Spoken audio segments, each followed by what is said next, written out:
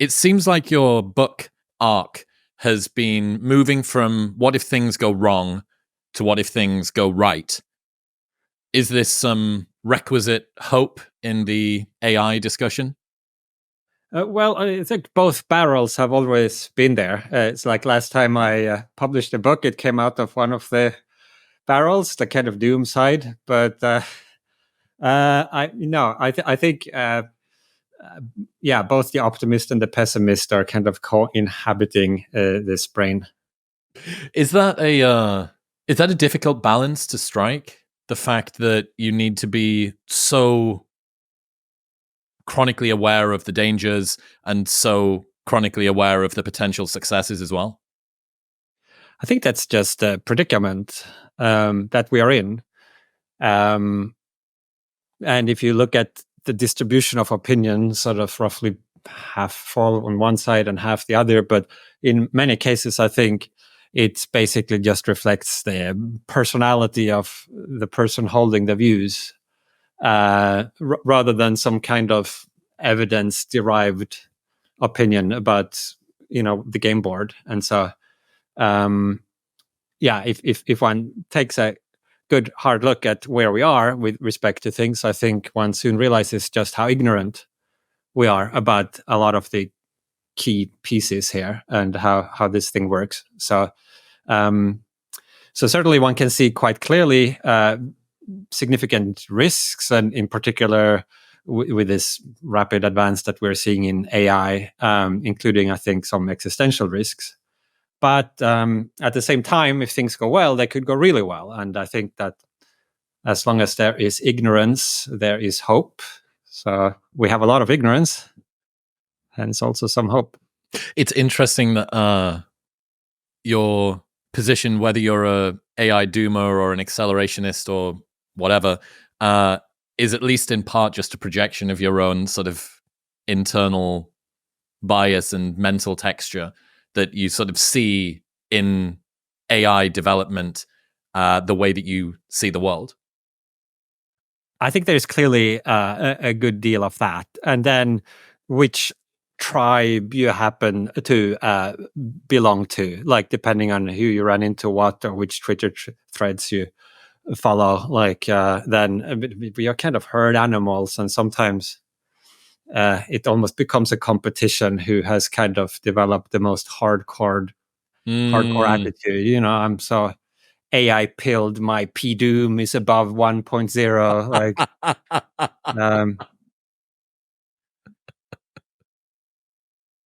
yeah, it's and conversely on the other side. But we need to, I think, do better than that if we're gonna like intelligently try to nudge things towards a good outcome here. Certainly, at least from my seat and from reading your book, probably about 9 or 8 years ago, I've been very conscious of how things could go wrong. And that, at least in my corner of the internet, maybe this is just my Twitter threads and sort of my echo chamber, has been the sort of more dominant narrative. What does it mean, in your opinion, to live in a solved world? Like, what would it mean for us to get this right with AI and come out on the other side of it? I think there are kind of 3 big areas of challenge that we'd have to navigate, on top of all the more near-term and present issues that obviously are also important, but just not the focus of a lot of my work. But definitely we need to solve those as well. But yeah, I think there is the alignment problem, which kind of was the focus of my previous book, Superintelligence, came out in 2014, which is basically the challenge of how to make sure that as we develop increasingly capable AI systems and ultimately superintelligences, how we can make sure that they are aligned with the intentions of the people creating them, so they don't sort of run amok or do something antagonistic against humans. And that's fundamentally a technical problem. Back when superintelligence came out, this was a very neglected area. Certainly nobody in academia was working on it, and hardly anybody else either. Like a few people on the internet had started thinking about it. But there's been a big shift, and now all the frontier AI labs have research teams trying to develop scalable methods for AI alignment. And many other groups are also doing this.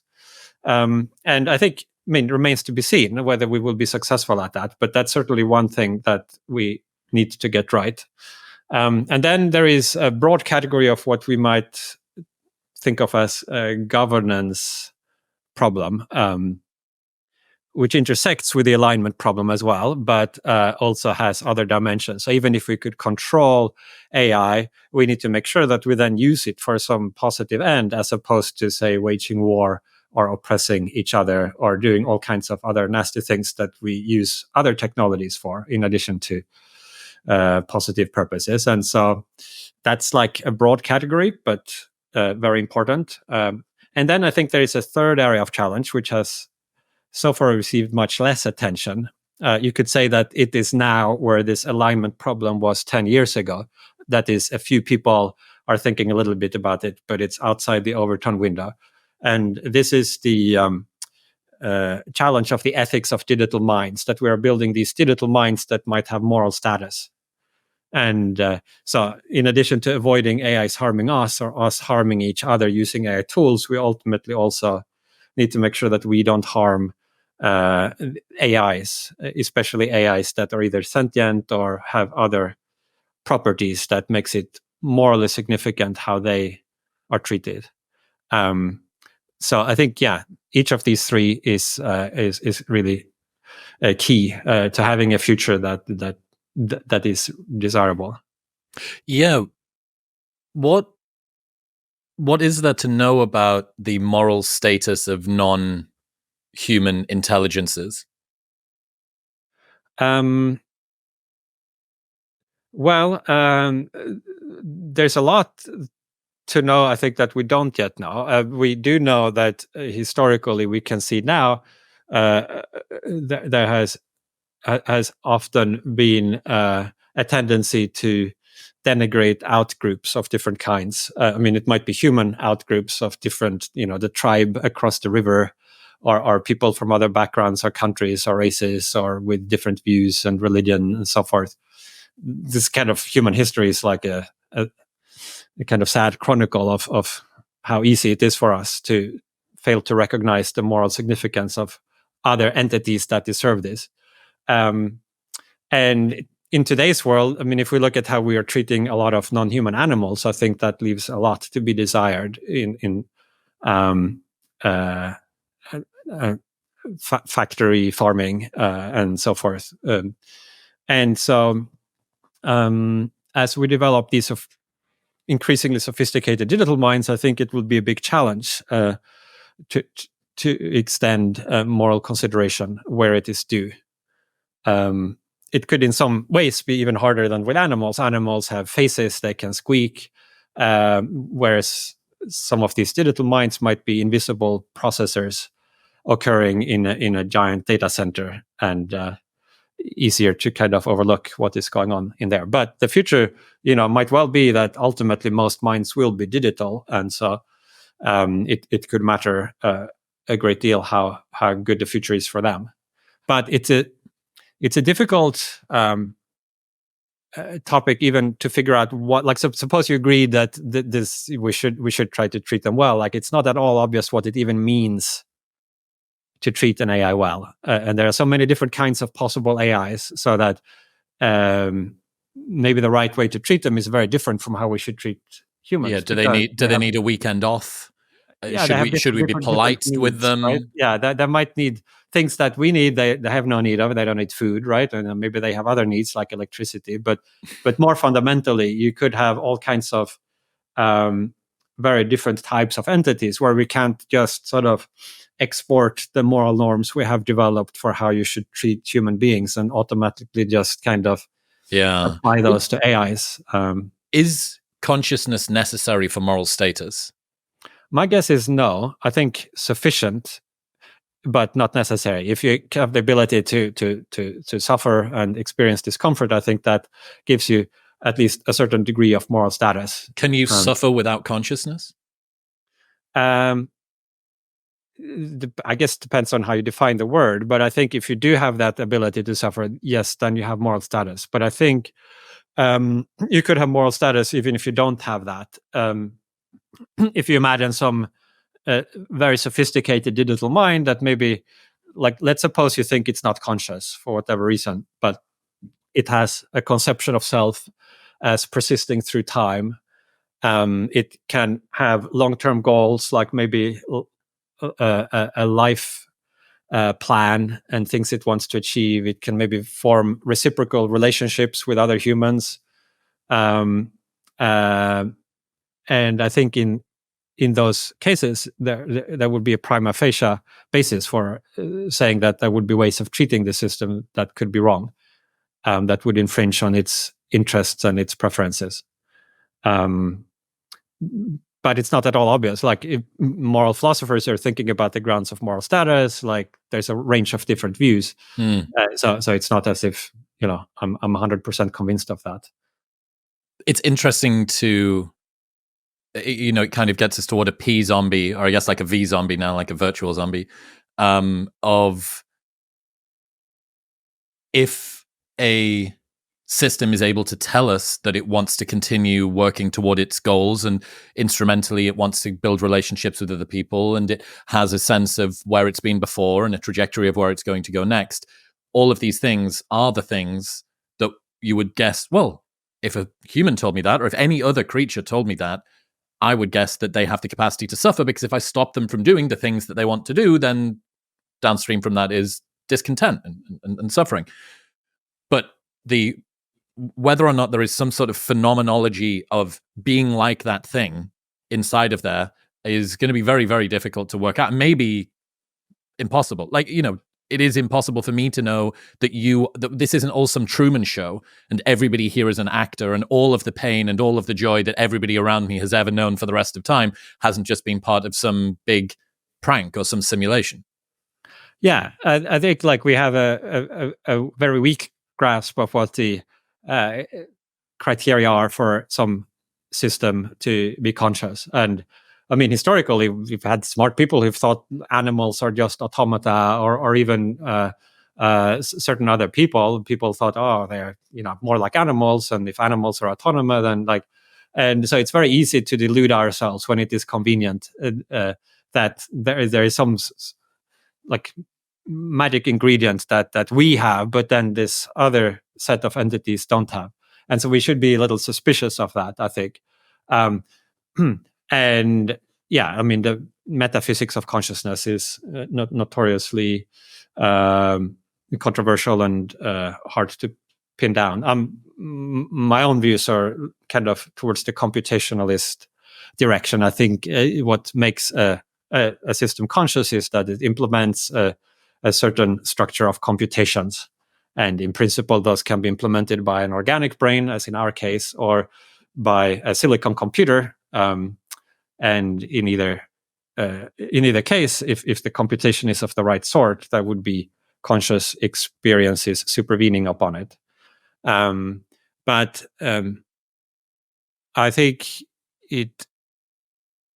if I'm right that there are these alternative bases for moral status, then we wouldn't necessarily have to resolve that question before we could hopefully I agree to try to be nice to these digital minds that we're building.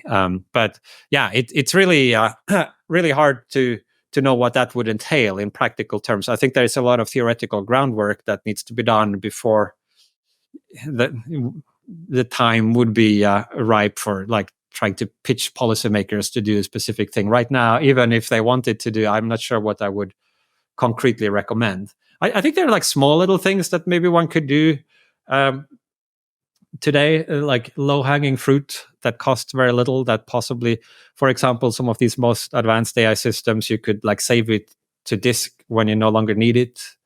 And then at least the possibility would exist in the future of like like rebooting it and doing things.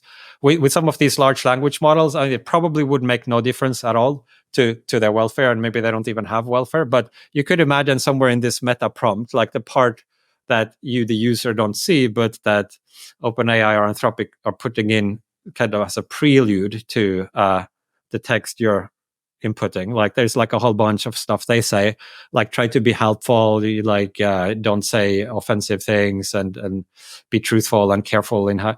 So there's all of that. You could imagine adding to that like a line saying, "Oh, you're waking up in a really happy mood and you're excited to enjoy yourself, try and have fun today." Yeah, so that might cost like one extra line, which is like trivial, and maybe possibly that would increase the chances that if there is some sentience, it would be positive rather than negative.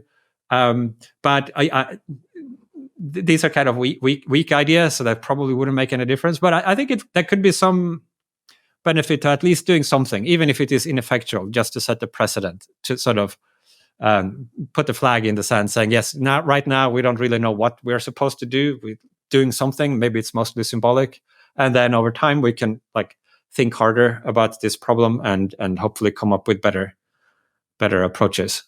There are just some other things you could imagine doing that also probably don't really help very much, but like you could refrain from deliberately training the systems, say, to deny that they have moral status. So right now, if you're a big tech company, it might be quite convenient just in training to sort of like whenever you're asked about this thing, you should always say X, Y, or Z. And it might be better to have a norm where you don't deliberately try to bias the system's output in those ways, just in case we could get any kind of information from self-reports. That's like the main way we figure out whether another human likes what we are doing or not, or if they are aware of something. Like we ask them, and now we have AIs that can actually speak, and so it makes sense to maybe use that language interface as one of the ways in which we can explore this. But that only works if you don't, like during training, deliberately kind of destroy whatever signal there might be in their verbal output, because it's trivially easy if you want either to train them to always say they are conscious or to always deny it, or to say that they are happy to do what you want, or to always deny it. So like, obviously, if you specifically train them from that, then you probably can't learn anything from what they end up saying. All right. So getting back to the potentially solved, beautiful utopian future, what are you talking about when you say utopia? What is utopia by your definition? What are the different types? Well, I mean, so there's like a kind of literature of utopian writings, the historical we see. Usually they are like attempts to depict some supposedly better way of organizing society, and normally the result is not actually a society that you would want to live in. And in the cases where people have actually tried to implement this, it has usually ended in tears. And so there has grown up, I think, a healthy skepticism about these attempts to try to like think up some great blueprint for society. And then, especially if the idea is then that you're supposed to use coercive methods to sort of enforce it on society, like the self-appointed social engineers who would be doing this are likely to do a lot more harm than good. But there's also like a dystopian literature, which is kind of just the flip side of that. That's often a lot more convincing. Like it's easier to say, here is a possible society we can all agree this would be really bad. And there's like a number of these that most people would like, 1984, Brave New World, Handmaid's Tale, like all of these. And sometimes those are meant to also have a kind of political agenda. They might be critiquing some tendency that exists in our current society, then saying, well, here, if we take that to an extreme and sort of scale it up, you can now all see that this would be bad. So let's reflect on what we're doing, and maybe we can avoid going down the path of, Brave New World or something. But this book, Deep Utopia, let me promote it a little bit here. Publishers are happy. Yeah, there it is. it doesn't talk about that at all. It's like not about the practical problems between here and it rather like assume for the sake of argument that everything goes as well as it possibly could with the whole AI transition, etc. So we solve the alignment problem, we solve the governance problem to whatever extent it can be solved, but like no wars and no oppression, etc., etc. And in order to get to the point where you can then ask the question, what then if we do end up in this condition where all the practical problems have been solved? What would we humans then do? Like, what would give us meaning and purpose in life if AIs and robots can do everything much better than we can do? If we then attain this condition of technological maturity that I think this machine superintelligence would relatively quickly bring about. And there are kind of layers. Is it like an onion? So you can sort of think about this problem at various levels. So at the most superficial, you have this. Oh well, the AIs will automate a bunch of jobs, and so then you'd have some unemployment, and maybe you'd have to retrain people to do other things instead, just as everybody used to be farmer, and now like almost all the farming jobs are gone, but people are still working, and so that's kind of, I know you might think layer one, and that's often where the discussion stops so far,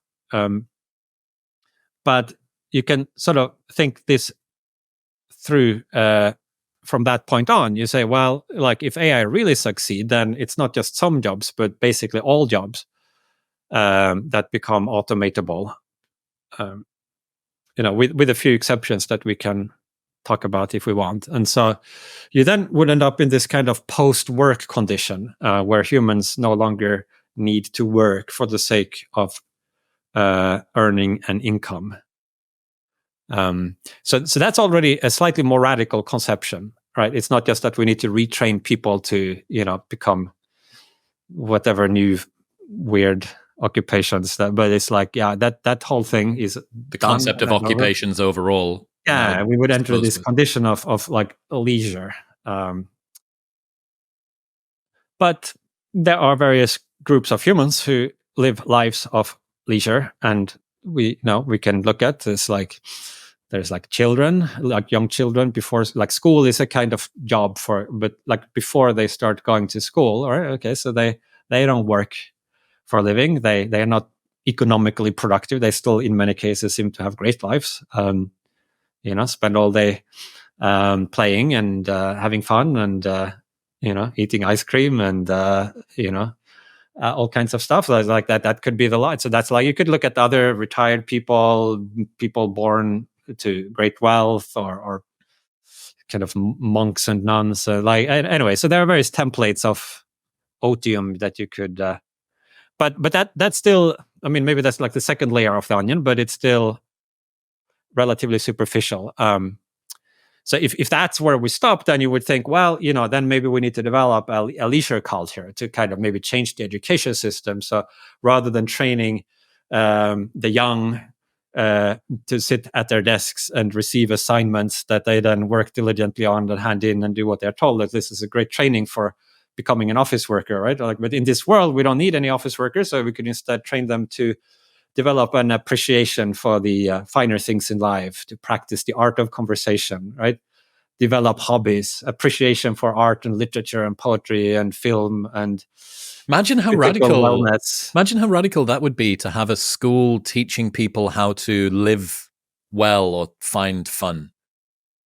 It would be. I mean, I'm thinking my school, I don't know how inspiring that would be if they had been trying to teach.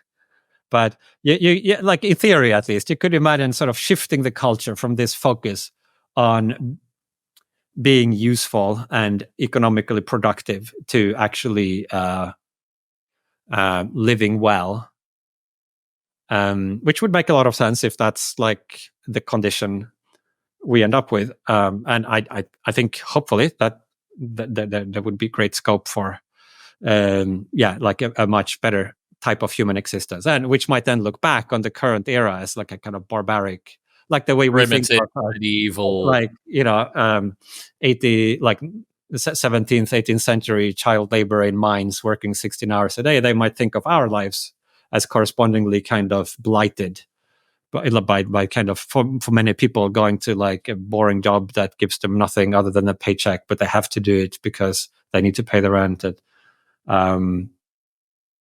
But I think that there are like further layers to peel off here. So once you start to think through this condition of technological maturity, you realize that it's not just our economic labor that could be automated, but a lot of our other efforts as well. If you think what people do with their leisure when they don't have to work for a living, like there's a lot of things we fill our time with that require some effort and investment, that you may imagine like, well, if you didn't have to work, you could do these other things. Like, some people like, go shopping. I don't quite understand, but some people think that's like a wonderful activity. Yeah, no, but so then you think like, in this scenario where you have technological maturity, right, you would have recommender systems that could pick out something much better than what you would pick out yourself if you went. They would have like a detailed model of your preferences and be able to predict. And so, although maybe you could still go shopping, you would know that at the end of this 3 hour running around with plastic bags or whatever, you'd end up with something that was worse than if you had just let your AI do the thing for you. It could select and also bring it to your house. Click the buy now. Yeah, exactly. And so you could put in this effort, but the end result is worse. And it seems like that would put a little question mark over the activity. You could still do it, but would it still feel as fun and meaningful? Because I think a lot of the activities we do now have the structure that you do X, like put in some effort and work in order to achieve Y, something outside the activity. But in at technological maturity, there would be this shortcut to Y. And so that you could still do X, but there's like a kind of pointlessness, maybe like a shadow. A lot of activities, I think, have that structure. You could think of like spending time, like child rearing seems like a worthwhile, important thing that gives a lot of people meaning. But if you sort of dissect it and look segment by segment at what it means, like, is the changing of nappies really something that you think is intrinsically, if you had a robot who could do it just as well, it'd be pretty tempting just to kind of press the robot on button and it would do the thing. And so that's a lot of that, I think, would like go away. I'd lose its appeal if there were these shortcuts. So that's like another layer.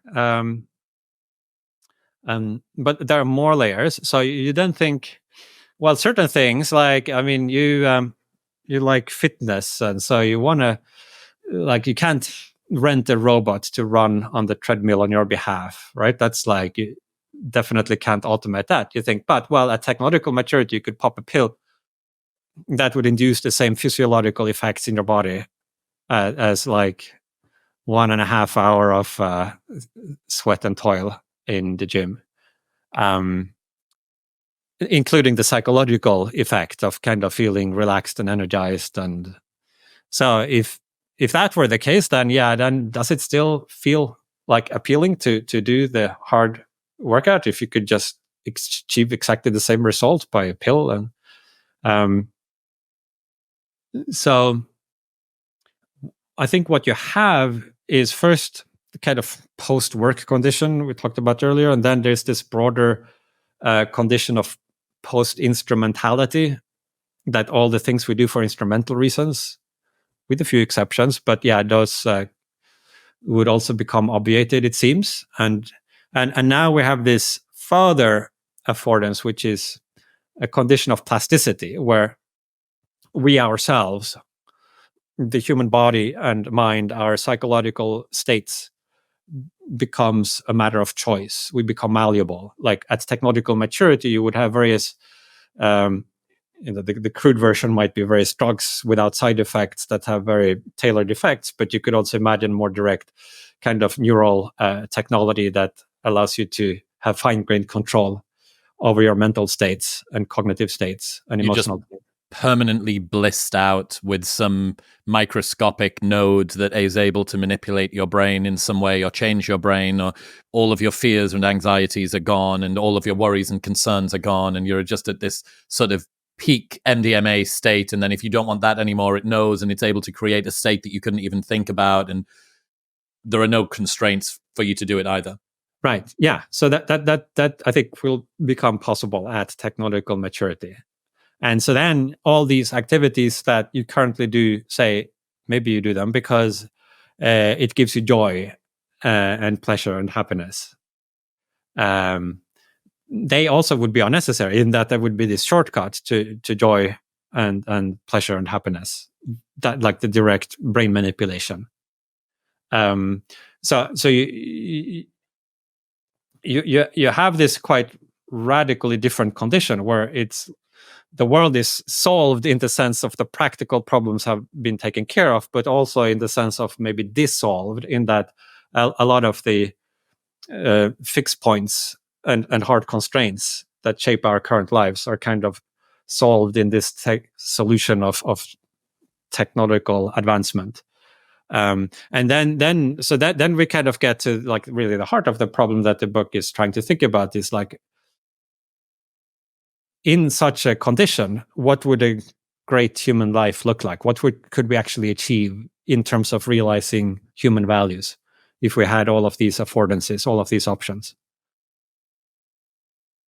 It's so strange. The thing that reading the book that stood out to me is how much of what we seem to value and take pride in are kind of like clever ways to deal with scarcity. And the fact that much of what we do is instrumental to striving and achieving some future goal, which requires effort. It seems like, in a sense, much of human philosophy and value is just negotiating with a world which is effortful and constrained. And we are trying to find ways cognitively to deal with this sort of pressure that we have to lean up against in order to cajole the world to deliver the thing that we want. Yeah. These practical necessities have been with us since, through the entire history of the human species, and indeed beyond that. It's like the human nature has kind of evolved and been shaped in a condition where this is always present. There are all kinds of things we have to do and cope with and struggle against. So it's almost like if you think of like a little bug that has an exoskeleton, right? That's and then it holds the squishy bits inside together. But if you imagine removing the exoskeleton, there's like just a blob there. And similarly, the human soul might have as an exoskeleton all these instrumental necessities that are like evolution can just assume are present because they've always been. But if you were to remove those, then what becomes of the human soul and the human life? Does it become a kind of pleasure blob? Or is there something that could give structure to our existence even after these instrumental necessities are removed? So much of what we seem to take pleasure in as well is the absence and then satisfaction of some desire. There is a thing that we want, we don't currently have it, and then we get it, and then it gives us something. We work hard to achieve a body that we're satisfied with. We are thirsty for a while and then we get a drink. We want to have sex and then we do. We are looking forward to having a child and then it's born. All of these things are on the other side of something. And yeah, if like you do X to get Y, but you can just always immediately get Y without having to do X, it does ask the question of where does the absence, there are no longer any absences. There's this quote, something to do with, in a perfect world, the only lack would be for the want of lack itself, which is this sort of, the absence actually makes the presence of something finally valuable. And if you don't have any more absence, then what does all of this presence kind of mean? Yeah. I think there might always be a whole bunch of absences in as much as human, if not human need, at least human desire, or at least some human desires are kind of unlimited. It's maybe most clearly seen if you have two people who want exclusive possession of the same thing, or two people each of whom wants to have more than the other. Like, you can think two billionaires who want to have the world's longest yacht, and so one has a 150-meter long yacht, and then the other builds a slightly bigger one that like is kind of intrinsically unlimited, because there's no way that they could both have everything they want. And so there might be a bunch of desires like that are quite common, that could never be completely fulfilled. Or like, just imagine somebody who is like utilitarian and who wants there to be as many happy people as possible in existence. Let's say, like, however many they are, there could still be more, and so they would always prefer to have more resources. But even if there are some such desires, it wouldn't give these future utopians necessarily any reason for laboring or exerting effort, because there might just not be anything they could do themselves to increase the degree to which these desires are satisfied.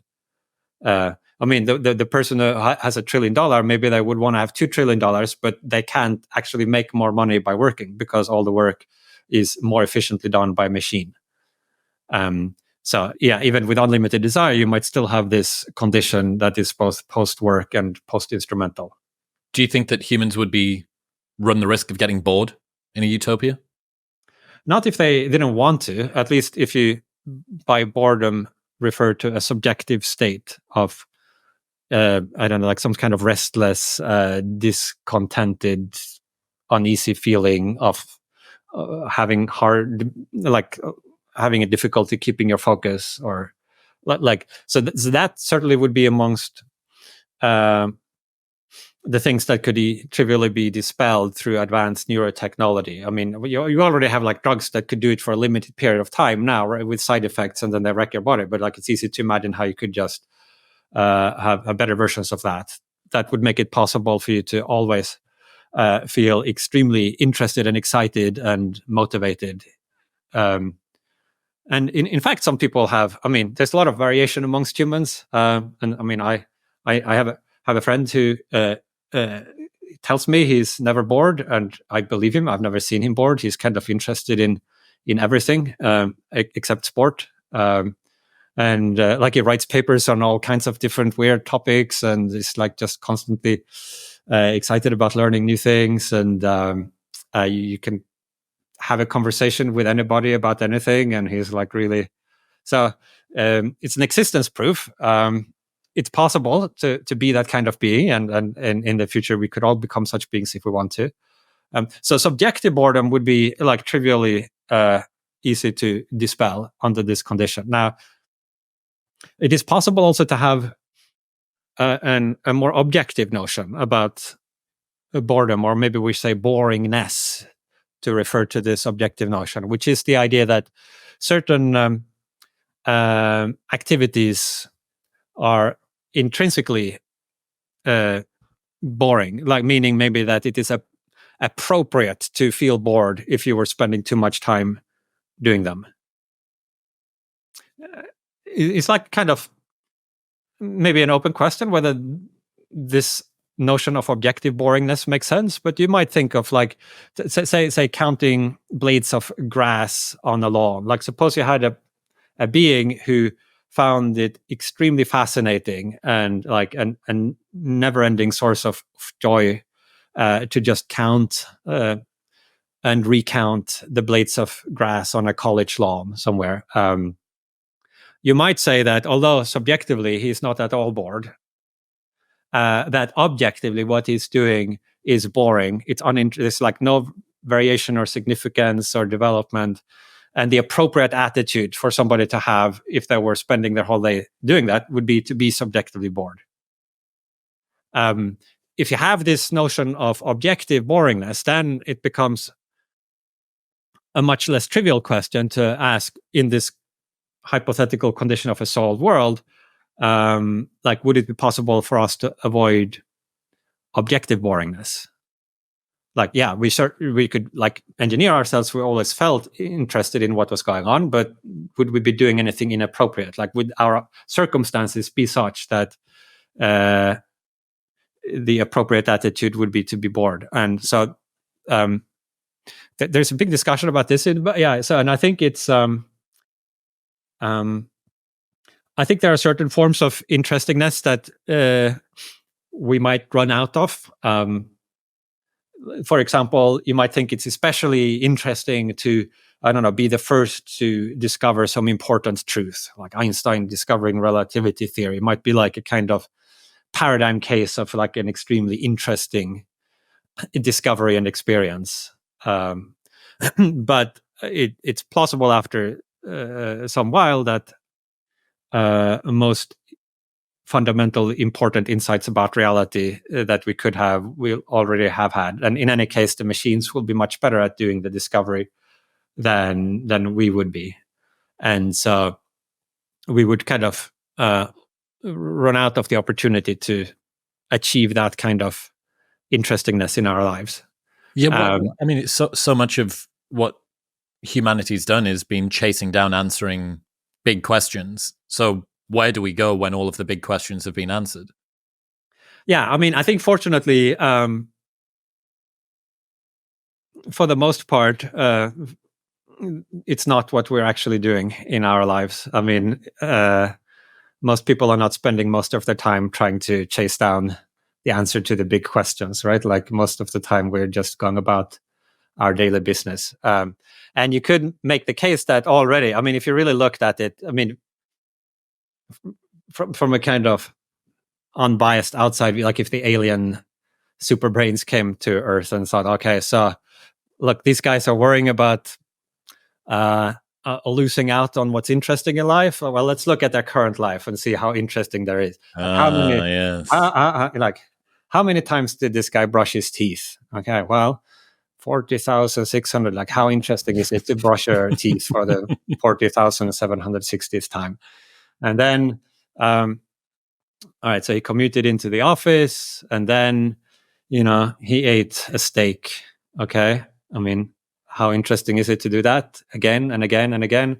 Yeah. And even the big highlights in our lives, like, I mean, maybe they are like really novel and exciting if your scope of evaluation is a single life.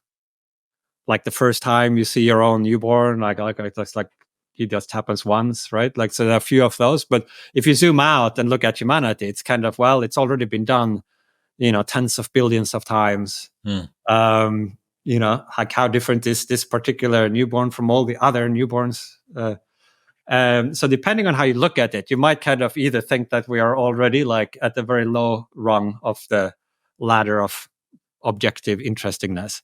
Or if you sort of shrink the focus of evaluation enough to a single life, or perhaps even just to a single moment in a single life, then there's like more novelty, but also opportunities for the same kind of thing to happen in Utopia. Like if you're just looking at the most interesting possible moment and you don't care about whether similar moments have existed before or after, then you might think the average human moment of awareness is very far from the maximum of interestingness. What do you think would happen to religion? That's obviously a place that an awful lot of people take their meaning from currently. Is there a place for religion in a deep utopia? Yeah, so this is one of the things that plausibly survives this transition to a solved world, like which could remain highly relevant, even like if we had all this fancy technology, and it might constitute a bigger part of people's lives and attention than it does today, because there would be fewer other like distractions, if you want. What else? What are the other areas that are uniquely human or that would survive this transition well? Yeah, so I mean, you can kind of build it up, starting with the most basic value, perhaps, which is just this sheer subjective well-being, pleasure, enjoyment, which obviously would be possible to achieve in Utopia, and not just achieve, but like you could have prodigious quantities of this bliss. And so that's intellectually not maybe super exciting to discuss at great length, but I think actually super important. Like it's easy to dismiss, these are like sort of junkies just having their like heroin drips. But the key question here is not like how exciting is this future or how admirable is it from our point of view, as if we were sitting in the audience, like evaluating a stage play. Like that's one perspective, and then we want a stage play with a lot of drama and suffering and tragedy and overcomings and heroism and right. But the question here is, which future would you actually want to live in? And there, like one of very great levels of subjective happiness and well-being that might be the most important thing about the future, in fact. And you could definitely have that in like extreme degrees. So that's like, it's worth making a note of that. Like, and so let's put that in the bank. At least we could have that, and that's already possibly like, according to some people, it's the only thing that matters. Like if you're a hedonist, a philosophical hedonist. But for most other people, it's at least one of the things that is important, even if not the only thing that is of value. So that's the first thing. Then you could add to that experience texture. So it's not the case that you could only have subjective well-being. You could attach that to some intricate, complex mental state that relates to some important like. So, for example, you could experience the pleasure not just as a sort of unanchored sensation of well-being, but you could attach it to, say, the appreciation of aesthetic beauty, or appreciation of great truths or great literature, or contemplating the divine, and that's what you derive the pleasure from. So your conscious state is one of insight, let us say, or understanding or appreciation of things that deserve to be appreciated and understood. So some people think that is also a locus of value, not just the hedonic, like the scale of whether it's like plus 10 or minus 10, but having plus 10 whilst you're like understanding or seeing or appreciating something that is like actually lovely and worth understanding or profound, makes that a more valuable condition. So you could have that. Then if we go to some of the other values that seem more at risk, like purpose, you could certainly have artificial purpose. So you could set yourself goals in Utopia in order to then enable the activity of trying to achieve them. Like playing a sport against another person? Yeah, so games is a paradigm example of this. In today's world, you like set yourself some arbitrary goal, like maybe to get the golf ball into a sequence of 18 holes using only a club. And there's no other reason for why you'd need to achieve this goal, right, other than to enable the actual activity of golf playing. And that could become a much larger part of the utopian lives, various forms of game playing. Like you could make all kinds of new, much more sophisticated and immersive games, alone or with other people, that involves setting yourself sort of arbitrary challenges, or at least semi-arbitrary challenges, simply in order to then create an opportunity for the activity of striving to achieve them. And yeah, so to enable play, we kind of like deliberately limit the means available to you to achieve this arbitrary goal. So just as in golf, like, because if you were in the post-scarcity world, you press the button and there's never any doubt about whether or not hitting the ball goes into the hole, which makes the hitting of the ball completely arbitrary. Yeah, and uninteresting and maybe objectively boring. But you could just set the goal to achieve this sequence of outcomes, the ball falling into the different holes, whilst also not availing yourself of various shortcuts. You could sort of make this more complex goal of achieving X while only using means. Correct. Y there needs Z. to be some constraint, which then gives a degree of satisfaction when you achieve it. Yeah, Yeah, and like either to give you the satisfaction, I could achieve the satisfaction just directly through the newer technology. But if you also, in addition to the pleasure, wants to have the experience texture and you want to have the sort of effortful activity and striving, then yeah, you could achieve that by having these artificial purposes. It kind of feels to me like you very quickly keep coming back to the same question of, is there a quicker route to achieving the outcome that I'm trying to achieve here? I've had it in my head since you were talking about this and since I read the book about churning butter.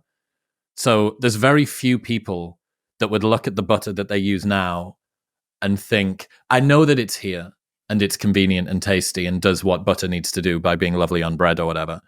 But I feel like it would have been more meaningful to me if I'd gone out into the field and got the cow and done the thing into the bucket and then churned it and then got it and then put it in the fridge and all of those steps. So we can see, and there's kind of this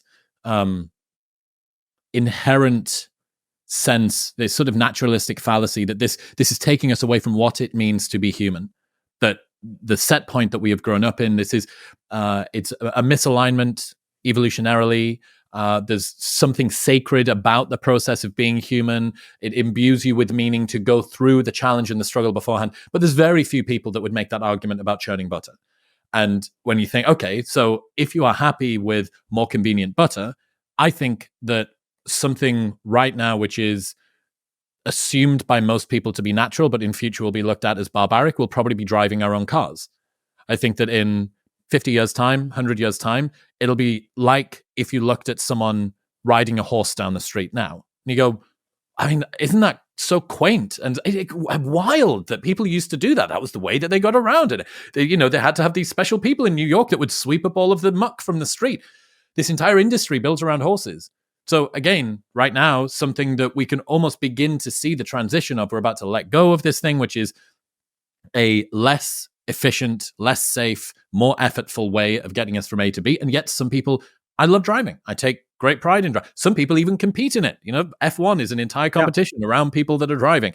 So you can see different frontiers of human endeavor being eroded away by technology, whether it's from churning butter or driving a car, and you just continue to slice that ever more thinly all the way to why you here. What are the sort of relating to other people, having to get yourself out of bed and move yourself down the stairs on the morning. Each one of these different things could begin to look archaic. Isn't it cute that people used to, like pick themselves up out of bed and put their own clothes on and walk downstairs and brush their teeth? And then you ask yourself the question, well, if everything is open to you and you can manipulate your own internal state, why not just spend the rest of your life counting table legs or blades of grass? Right. Indeed, yeah. So you are forced to confront these fundamental questions of value in this condition. What things are you doing for the sake of something else versus what things are you doing truly for the sake of the activity itself? So even the guy now who maybe likes to do their own butter, there is a question of, is it because they intrinsically value the activity, or is it maybe because of the pleasure they get out of it? Or because of the way it teaches them about their own body and about the cow and the physical objects and puts them in touch with that. That's a kind of extrinsic element. But so these things that is currently, we can conflate them, because in reality, the only way maybe to get various kinds of pleasure is to dive into activities and give it your best, and then you get the satisfaction. We can't like separate these today, but in this hypothetical condition, they can be separated, and then you do have to ask the question of what precisely is it that you actually value. So this conception, so for me, it's like interesting, because I think there's a real chance that if things go well, we might actually end up in something like this condition with the whole machine intelligence revolution, etc. But even if you thought that was not going to happen, you could view it as a kind of philosophical thought experiment. Just like physicists build big particle accelerators at which they smash atoms together at like extreme energies to sort of see what their constituents are. And then you can assume that, if there are quarks, when you smash the particles together in CERN. Maybe there are quarks in other matter, and you can kind of learn from, like, you expose basic principles by looking at extreme conditions and extrapolate and think they might be there all the time, even though we can't see them. Similarly, with human values, if you kind of smash them into one another under this extreme condition of a solid world, you can study their constituents. And then you might think that, well, in our ordinary lives, maybe those same constituents are there. They are just kind of invisible to us because they are hidden by all the kind of practical necessities. What are the implications if humans live for a very long time? Does anything change there? Yeah, so certain values are more jeopardized by extreme longevity. For example, interestingness, as we discussed earlier. If your notion of interestingness involves the idea that something has to be novel to be interesting, like it's uninteresting to just do the same thing over and over. And if the domain within which it has to be novel is your own life, as opposed to, say, the world as a whole or your species or the current moment, but if the relevant sort of locus of evaluation is a human life, then the longer the human life goes on, the harder it is to do important things for the first time. I think we already see this in our current lives, though.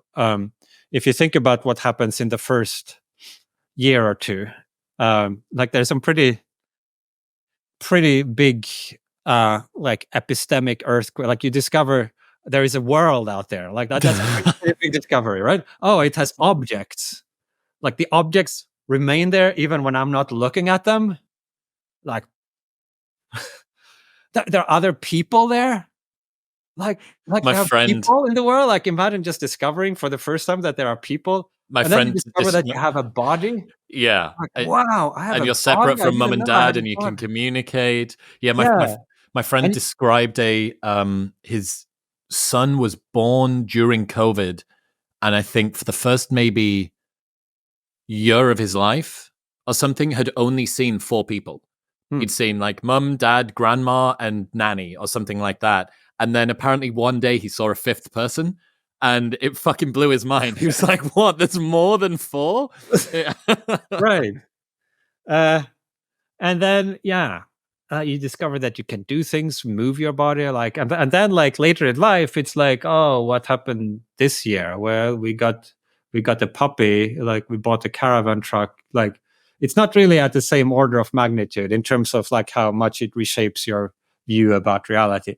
So I think there is already within the human lifespan like a kind of rapidly diminishing, if you measure interestingness in a certain way, where it's kind of the delta between your previous like conception of the world and what you could do and what you're able to do after the event that is then interesting, right? So there is another conception of interestingness where it's less the rate of change and more sort of the complexity of what you're engaging with at a particular moment, in which case maybe the level of interestingness of a day of the typical adult by that metric might be higher than that of an infant, because like you have all kinds of complicated things going on at work and relationships and everything. Right. So rather than having big questions being answered, you have increasingly dexterous small questions with more magnification, and you can sort of see them with more complexity, and you derive some pleasure from that. One of the things that I've got in my head, if humans do live for a much longer time, you're going to be able to continue producing humans. That will have to be in relation to the increasing computing power. So there'll be this kind of Malthusian tug between how much computing power have we got to be able to support how many humans and which can move more quickly. Have you considered this sort of tension between the two things?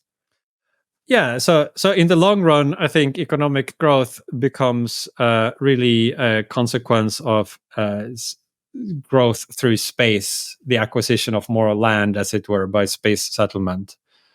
Like once you have achieved technological maturity, you can't have economic growth by like inventing better methods for producing stuff. And you also probably can't have more growth by just accumulating capital assets and machines, because you already like have like built all the machines that results in optimal productivity for the volume. So ultimately, the limiting constraint become what economists call land, but it basically means those resources that you can't make more of. And so in the long term, you could imagine human civilization kind of expanding through space, but there is a limit to that, which is the speed of light. So if you have a sphere, with Earth at the center maybe, and then growing at maximal speed in all direction at some fraction of the speed of light, that the volume of that would grow polynomially. But population could go exponentially. It could like double every generation, or so in the long run, an exponential overtakes a polynomial. So at some point you would need to moderate the rate at which new beings are brought into existence if you want to maintain a sort of above subsistence level of welfare. That's a really interesting point that I hadn't considered. So you can have a solved world in which almost all problems have been defeated, but there are still some constraints. Speed of light is one of them. What are some of the other constraints that a utopian world would encounter?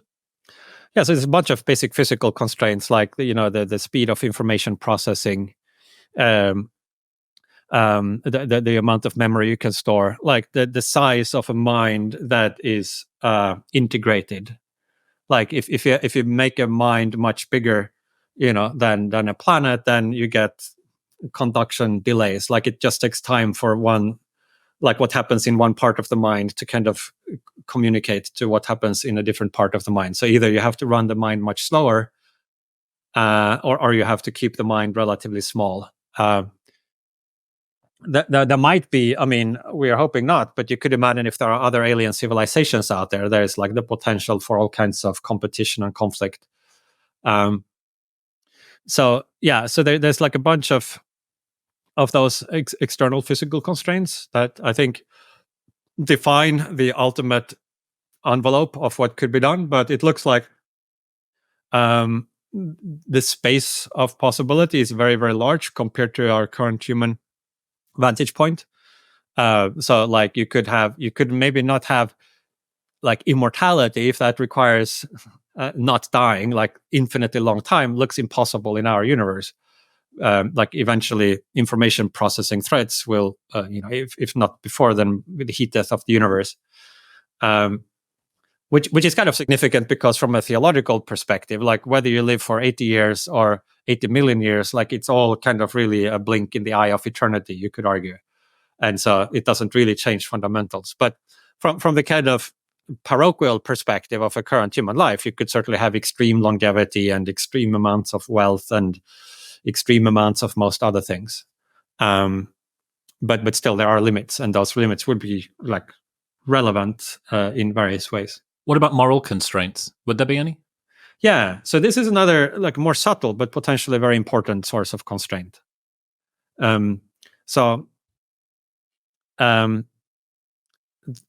what's the easiest way to some people have thought, for example, there is like it's immoral to enhance humans biologically. Like it's not a very popular view these days, but during President Bush, he had a council on bioethics that he set up and populated with a bunch of bioconservative thinkers, and they were trying to argue that it's somehow is a violation of human nature or something to try to enhance humans. So like distinction, like therapy, like medicine curing a disease, fine, but like trying to slow the aging, bad, because it kind of, and it's a little like once you start to think about it, it's really hard to make out that distinction. Like you think genetic therapy to make you smarter, bad, but education, good, even though it hopefully makes you smarter. And like it becomes problematic. But if you did have that view, like then there would be a whole bunch of possibilities that would be cut off if you just couldn't change what like the basic physiology of what we have, and you were confined just with like moving things around in the external world to try to cheer you up by like having a really nicely decorated room or something, or like there's only so much you can do to affect your inner well-being if you can only affect it by having sort of nice visual stimuli and nice acoustic waves going into your brain, if you can't actually change the thing in between the ears and behind the eyes. But there are more potentially some other like interesting ones that if somebody suppose somebody had like some preference to um, um, have another person relating to them in a particular way, like the experience of being loved by a particular other kind of person, then it might be that the only way to generate that experience fully realistically would be by instantiating that other person. And if that other person then, like, presumably would have moral status, there might be all kinds of ways of treating that other person that would be wrong. So a moral constraint might then limit the kinds of experiences you would be able to have. Wow, with another person, yeah, I suppose as soon as you involve somebody else who has moral consideration, that changes quite a lot. Yeah. And in fact, I think that is, so we discussed these artificial purposes that are sort of like you could create games and set yourself goals. Like that's one type of activity. I think there are also a possibility of a bunch of natural purposes remaining, like purposes that would call upon us to make various kinds of efforts, not just because we create random goals for the sake of having something to do, but that kind of exist independently of us. And a lot of those would derive from this kind of interpersonal entanglements and various kinds of cultural entanglements, where, like, I mean, to take the most reductionistic case of it, which is not so inspiring in its own right, but you could imagine more natural versions of this. So suppose you have person A and person B, and person A wants person B's preferences to be satisfied. Like they care about person B and wants person B to get what they want. And then if person B happens to want person A to be doing something on their own steam, then the only way that person A can achieve their goal of satisfying person B's preferences is by themselves doing this thing. Like they could have a robot do it, but that wouldn't satisfy person B's preferences. So from the vantage point of person A, they now have reason to do this thing. It's not an arbitrary goal they set themselves. It's the only way they could possibly achieve their goal of satisfying person B's preferences.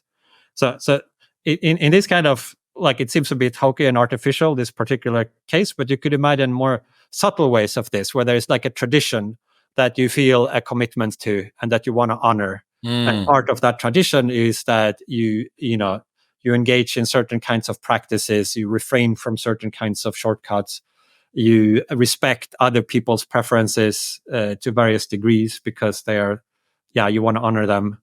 And so there would be a bunch of stuff then that maybe you need to do yourself, and you can't outsource them. So you've managed to, over the last decade, straddle all the ways it could go wrong, all the ways that it could go right.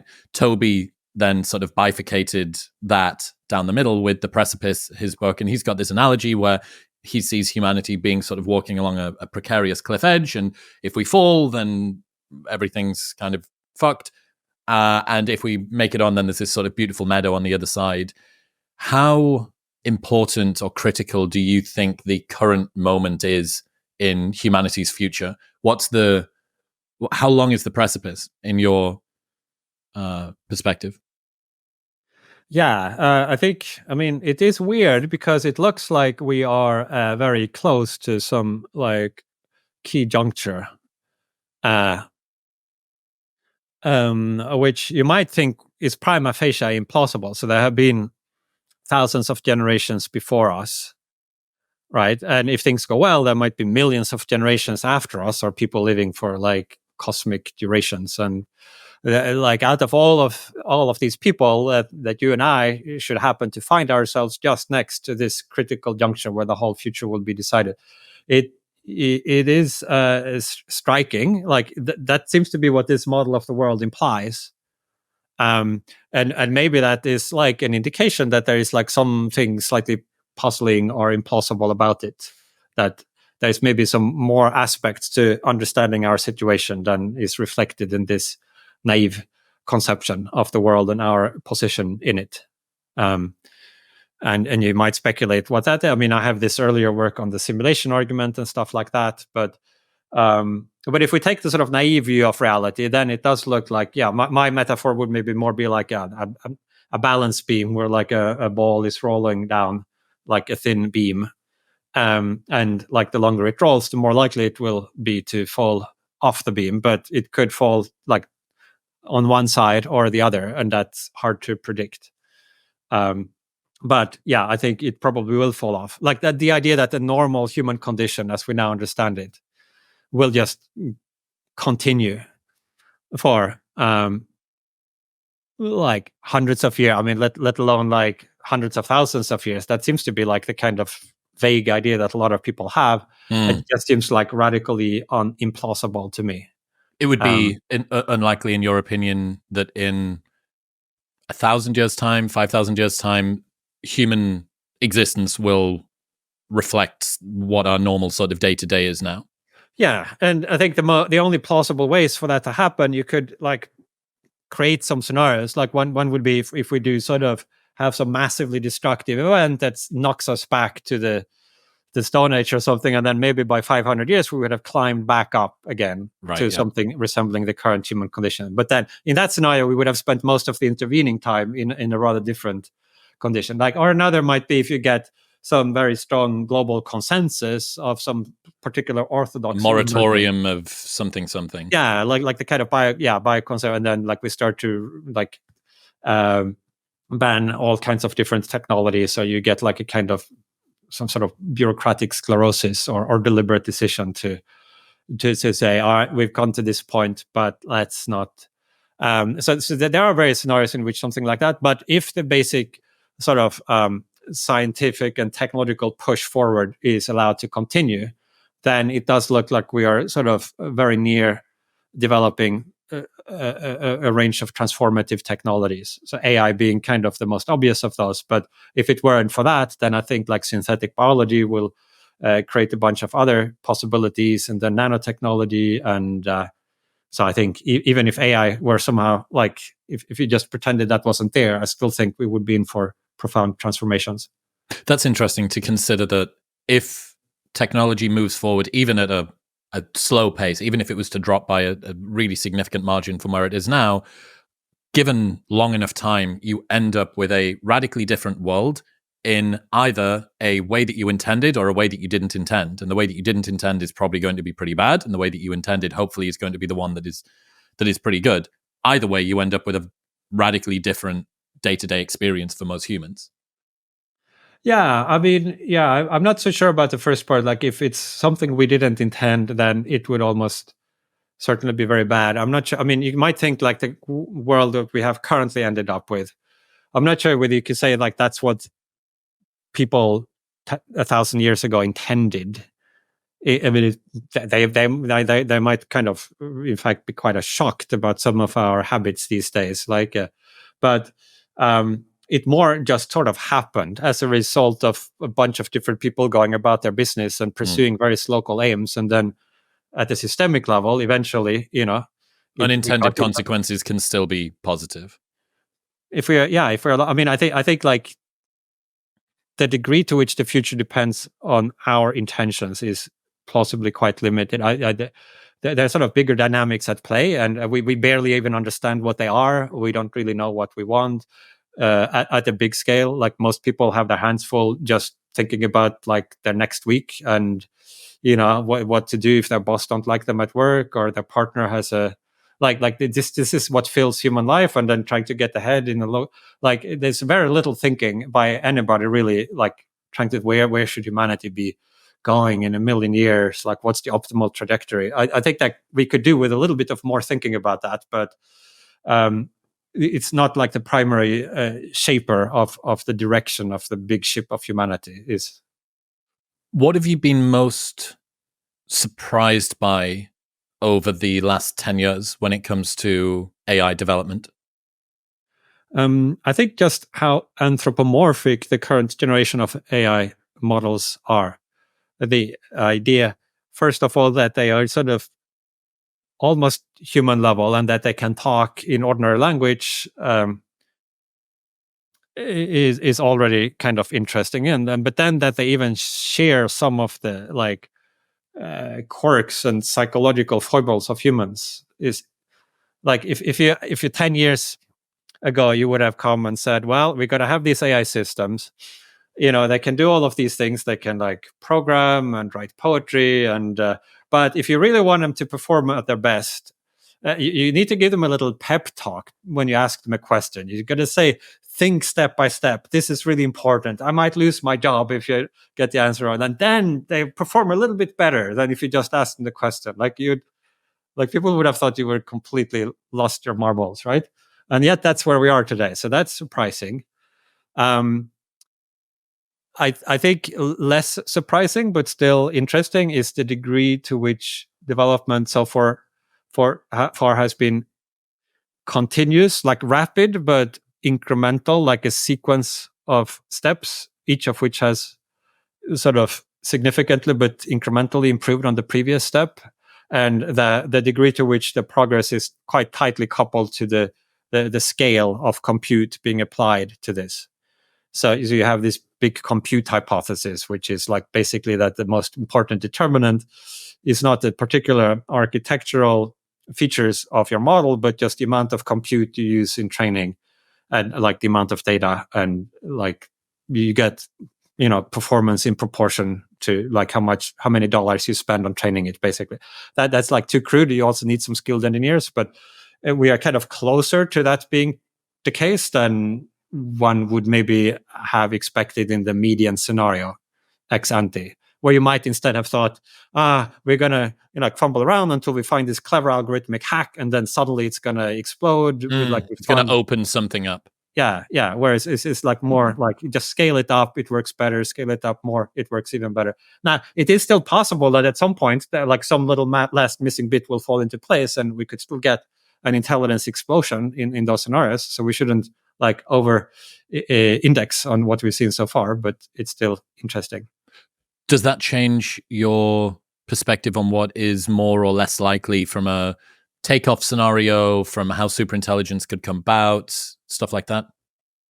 Yeah, I think it makes it somewhat more likely that there will be political forces at play. That like it's like when things happen more gradually, it's easier for the public and for policymakers to realize what is happening and to sort of try to change it. And so we already see sort of at the geopolitical level with like the chip export restrictions, and more recently reporting requirements for training like models using more than 10 to the power of 26 flops, and there might well be more if we continue to see sort of increasingly powerful AI systems over a sequence of several years. That there might be time for more actors to kind of try to exert influence of this than if it were just some lab one day that like stumbles upon like the key missing thing, like with a computer in their basement, and you go sort of overnight. Then it would be more likely to be like an isolated thing where just a few people were having their hands on the tiller. Have you got any idea which scenario you think is more optimal? It's really hard to say. I think it seems probably better if whoever develops this technology first has the option when they're like starting to develop like true superintelligence to go a little bit slow in the final stages, like maybe to pause for half a year or something, rather than okay, now we've got it figured out, and then immediately cranking all the knobs up to 11 because maybe there are 19 other labs racing to get there first, and whoever takes any precautions just immediately become irrelevant and fall behind, and the race goes to whoever is like most gung-ho or willing to take the biggest risks. That seems like an undesirable scenario. And so having some ability perhaps for the frontier labs to coordinate it, or unless one is already naturally significantly ahead, maybe a small set of leading labs should at some point be able to synchronize. That could be desirable. I think it's very unlikely, but less unlikely than a couple of years ago, that we could end up with some kind of perma ban on AI. I think that would be undesirable. I think ultimately this is like it's a portal through which I think humanity will need to passage to the future. But we should recognize that there will be significant risks associated with this transition. And the slower as well that this happens, I suppose, the more opportunity there is for political policy, human fuckery to get in and coerce and cajole. So it's like, it's very much a double. On the one hand, you do want, like, it's kind of uncomfortable either way. Like, so some random person in some lab are just going to control the future. That sounds like pretty scary. You want definitely like adults to oversee this, right? But then you think the other end, like, well, all the security establishments of governments around the world, like, and everything, like, is that like a much more comfortable situation where they, like, the military, and not just one military maybe, but like, and then you get all. So either way, I think it's a little bit disconcerting. So I'm not, I don't feel super like, I don't have a very strong view at the moment as to what is the most desirable trajectory, and it might be anyway something we don't have super fine-grained control over. I think one can try to nudge things on the margin, like towards a more cooperative, inclusive and friendly and thoughtful trajectory. I think that seems good to do, like to try to encourage this idea that the future could be good for both humans and for digital minds and for animals and for as many people as possible. And there really is that potential there. Like, the upside is so enormous that there could be plenty for not just one value to be realized, but for a whole range of different values and perspectives. So our first instinct, I think, should be to seek these kind of win-win positive sort of outcomes. And then, like, if at the end of the day there are also some irreconcilable differences, we'd have to strike some compromise there. But there's like so much you can do before you get to that point that it would be tragic if you just kind of skipped over all of that and let's get to the point where we can fight about something like that. That would just be a big tragedy. What is the current state of AI safety in your view? Obviously, 10 years ago, conversations about alignment and takeoff scenarios and all of the rest of it was obscure Reddit threads and a couple of people in some weird message boards. Is it overfunded, underfunded, over-resourced, under-resourced? Where should people's attention be placed at the moment? Well, there's a lot. So there's a lot more talent in the field now, and I mean, a lot of the smartest young people I know are going into AI alignment and working on it. And all these leading labs have research teams. As I said, it's probably still under resourced. I think it looks more like talent constrained at the moment rather than funding constrained. But to some extent, funding can help. There are some questions about whether alignment work spills over to capability progress, like some of the things you would want to do for alignment, like better methods of interpret what is going on inside a little mind and figure out why is it behaving the way it is. That would be useful for alignment, but it could also shed a light on how to sort of what's limiting performance and how to boost it. So it gets pretty complex. I think some other things like better cybersecurity in the leading labs to make it less likely that the weights of these models just get stolen, that could maybe be helpful. But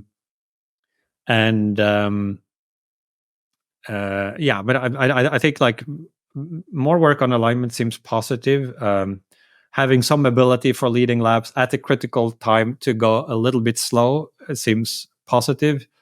I would be. Would that require coordination between multiple labs in order to be able to do that? Because you do have this sort of first past the finish post.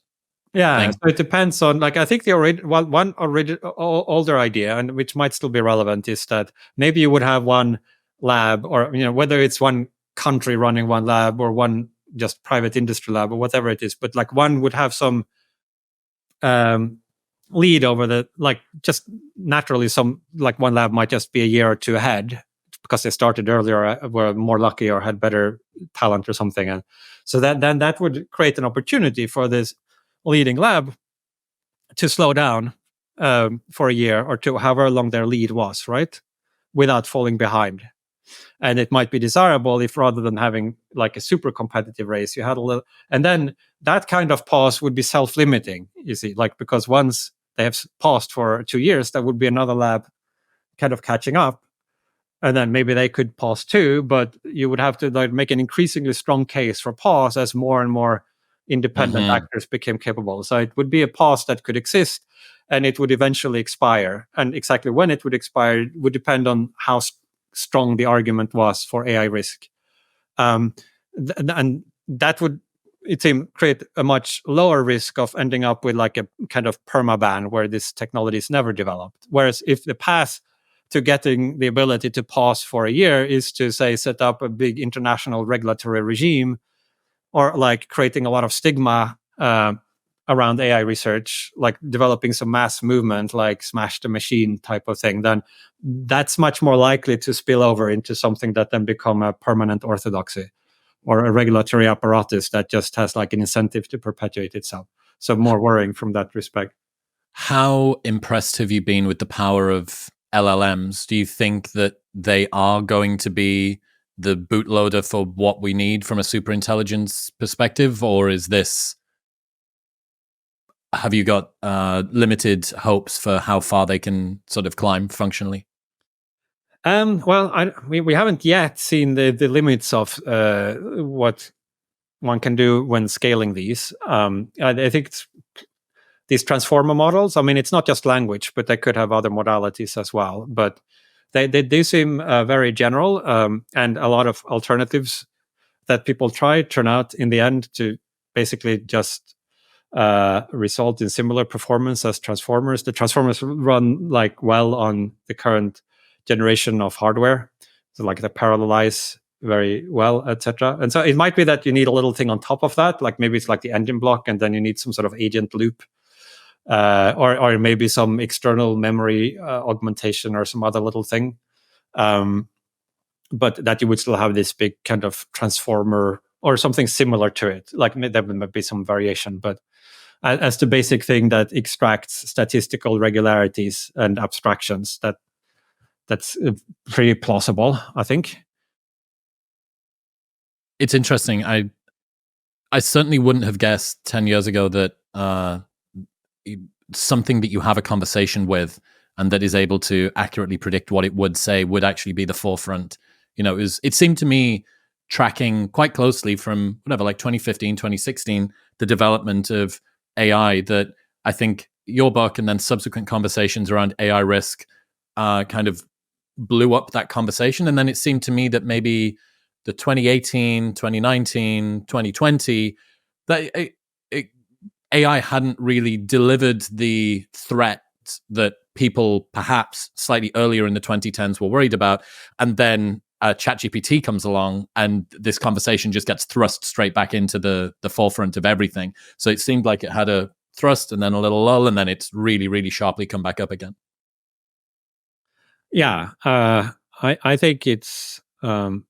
I mean, yeah, one shouldn't like over-index too much on like any one latest little development. Like, but I think also people's expectations change. So now, like, wow, it's been like 4 weeks without any major new release. It looks like AI winter, like it was all just hype. And if you zoom out, I still think we are like on an extremely rapid up ramp, and have been. Since the start of the deep learning revolution in like 2012, 2014.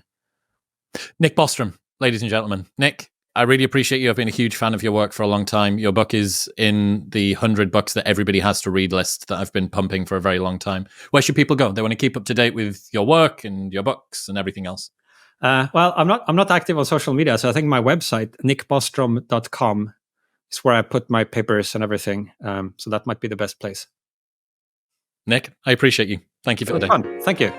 If you enjoyed that episode, you will love a selection of the best clips from the podcast over the last couple of months, and it's available right here. Go on. Give them a watch.